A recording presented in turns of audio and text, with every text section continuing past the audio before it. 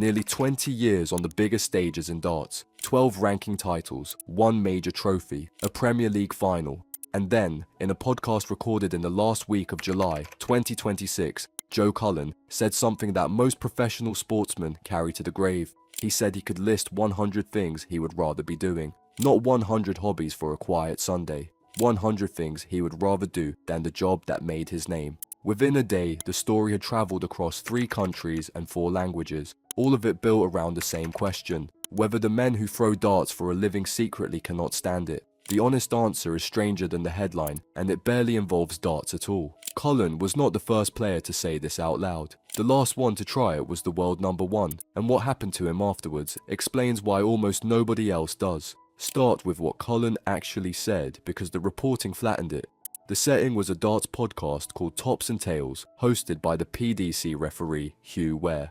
Cullen had turned 37 a fortnight earlier and was ranked somewhere in the low 30s. He offered the line about 100 other things, and then he explained it. His reasoning was not bitterness, it was time served. He started as a teenager, and after that much of it, the thing begins to feel like it has always been there. His conclusion was blunt and unromantic: it pays the bills. What came next in the conversation is the part the headlines dropped. Cullen said he was not stupid enough to pretend he was unlucky. He knew exactly what he had. He described wanting a change of scenery rather than an escape, and he was specific about the condition. If he could find another job that paid the same, he would take it tomorrow.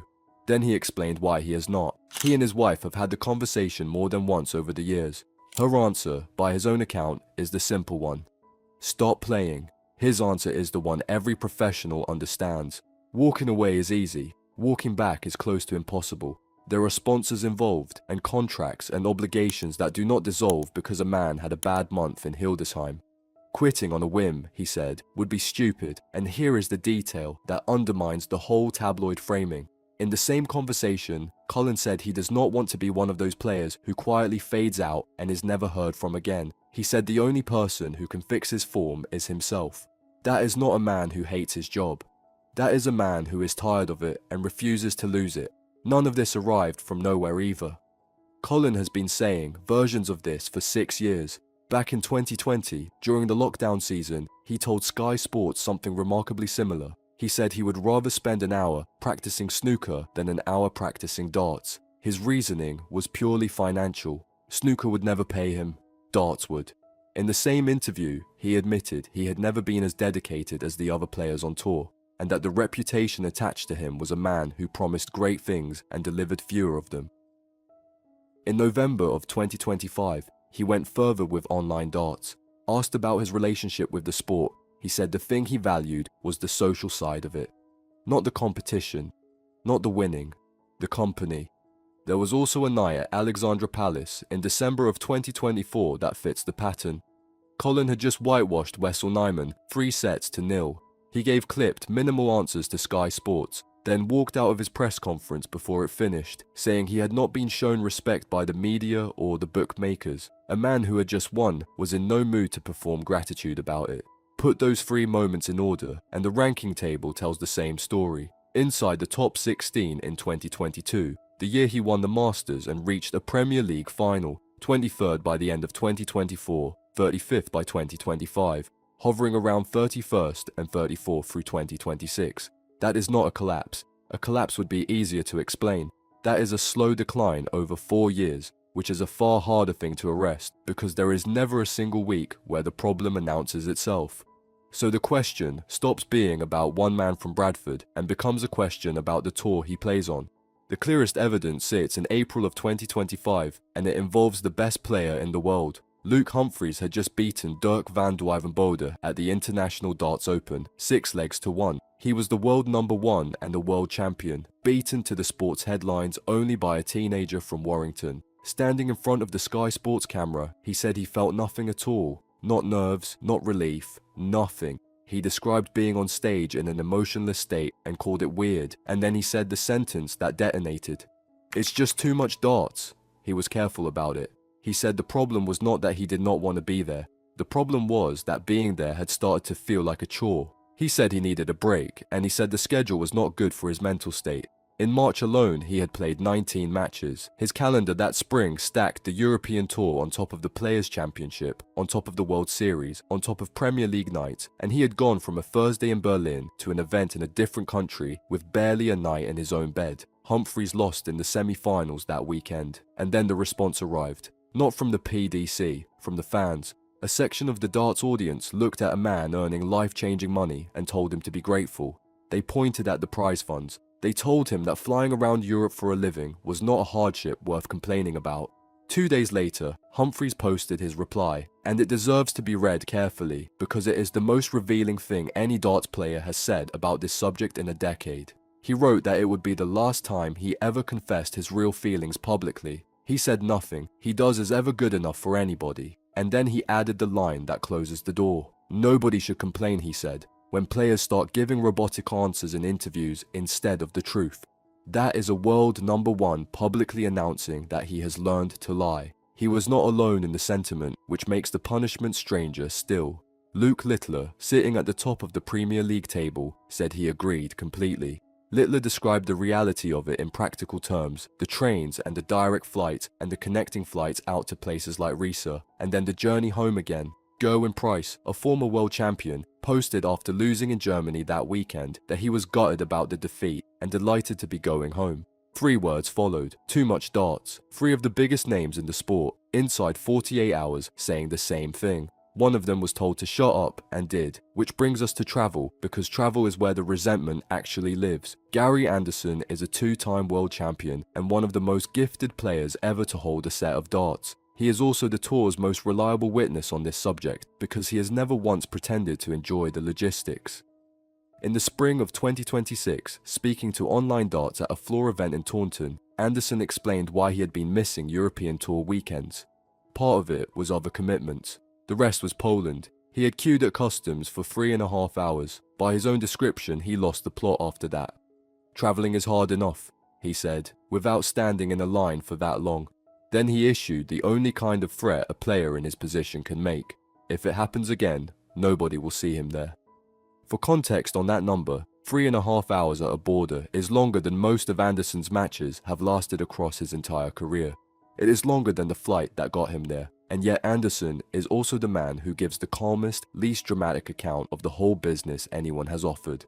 Asked years earlier about retirement rumours, he refused to dismiss the sport and refused to romanticize it. His framing was simple. It's like any other job. There are days, he said, when you wake up and do not want to do it.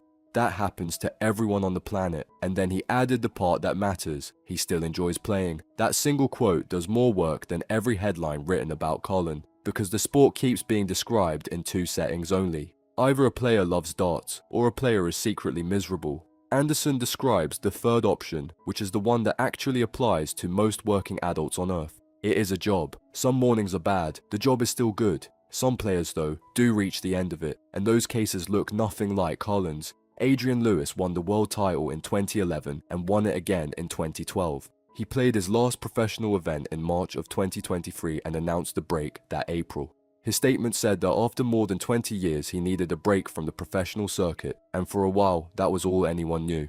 The full reason came later, and it was not about darts at all. Lewis explained that his wife lives with an incurable kidney disease and that his son has autism and ADHD. He described travelling to tournaments and not wanting to be at them because the place he wanted to be was home. And then he said the quiet part. I think I lost a bit of love for the game. Robert Thornton reached the same place by a different road. A former world number 5 with 2 majors to his name. Thornton told BBC Scotland that in his early PDC years he entered every single tournament the organisation ran, including every floor event. He described what that did to him with one word. The sport stopped being something he enjoyed and turned into a chore. He fell out of love with it for years. He found it again on the seniors tour at 55, where the schedule is survivable. And then there is the most extreme version, which belongs to the greatest player who ever lived. Phil Taylor won 16 world championships. Speaking in 2026 about the labouring work he now does around a pub near his home, fencing and shuttering and being outdoors, Taylor was asked about darts. I don't even own a set of darts now. He does not practice. He does not want to.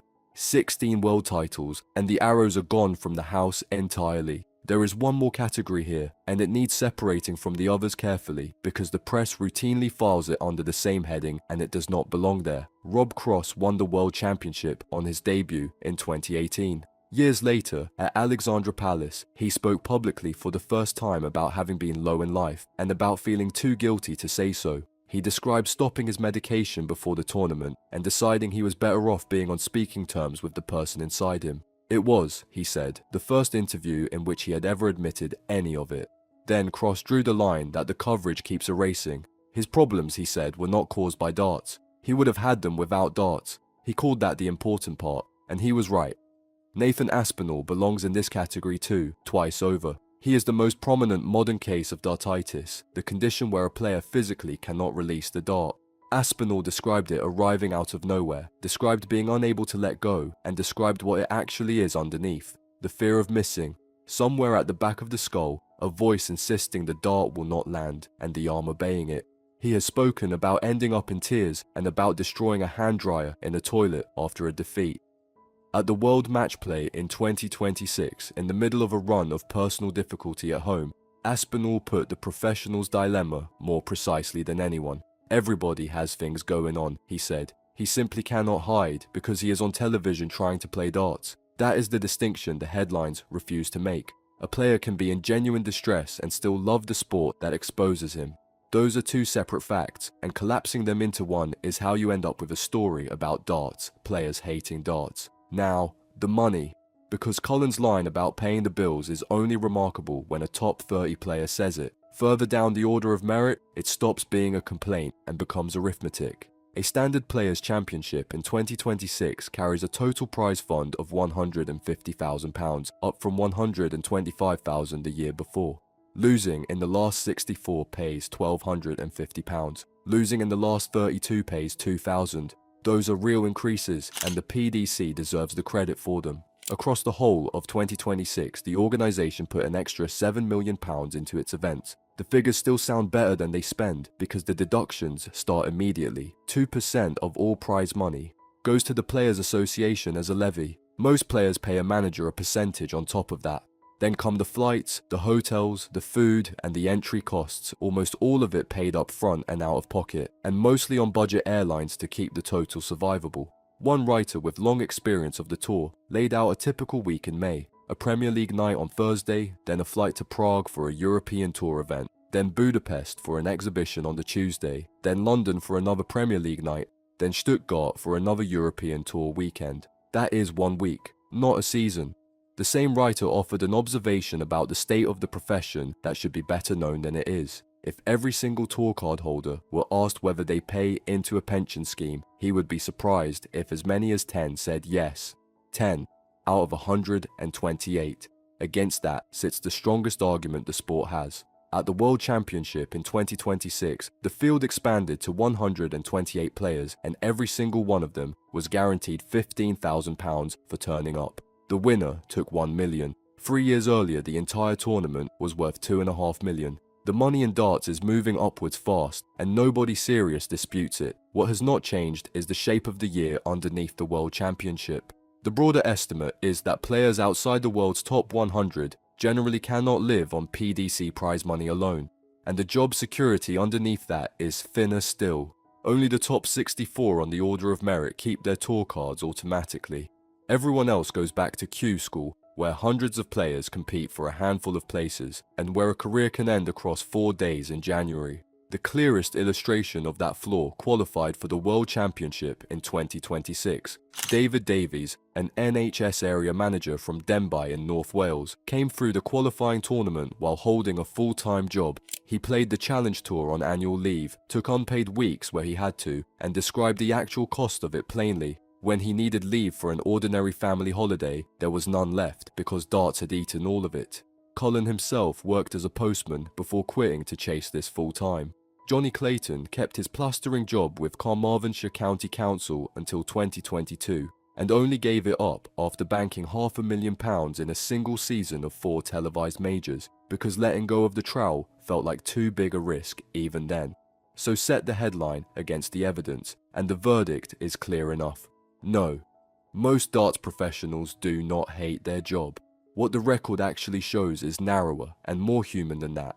Players resent the volume. They resent the airports and the customs queues and the 14th hotel room of the month. Those below the top 30 carry a level of financial insecurity that would be considered unacceptable in any other televised sport. And the men at the very top, the ones with nothing left to prove, keep saying the same thing Anderson said. It is a job. Some days are bad. The competition itself is still the best part of their lives. Michael Van Gerwen said it as plainly as anyone in the spring of 2026, months after publicly calling the previous season the worst of his career.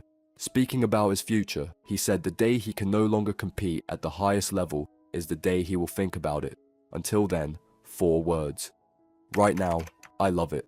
Which leaves one uncomfortable conclusion. The problem in darts is not that the players are miserable. The problem is that when one of them describes his life honestly, the response teaches the rest of them to stop.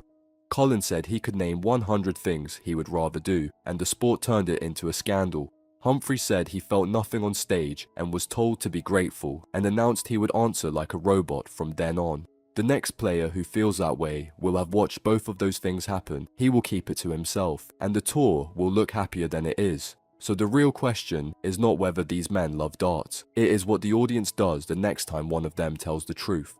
Cullen is still on tour. He is still ranked inside the top 35. He has said he does not intend to fade out quietly, and that only he can put it right. Whether he does is a matter for the next 2 seasons and the 2-year window that decides whether the tour card survives. Let us know in the comments whether you think Cullen should walk away while he still can, or whether a player who admits all this in public is being more professional than the ones who pretend. And if these stories from behind the oche are what you came for, subscribe, because there are plenty more where this came from.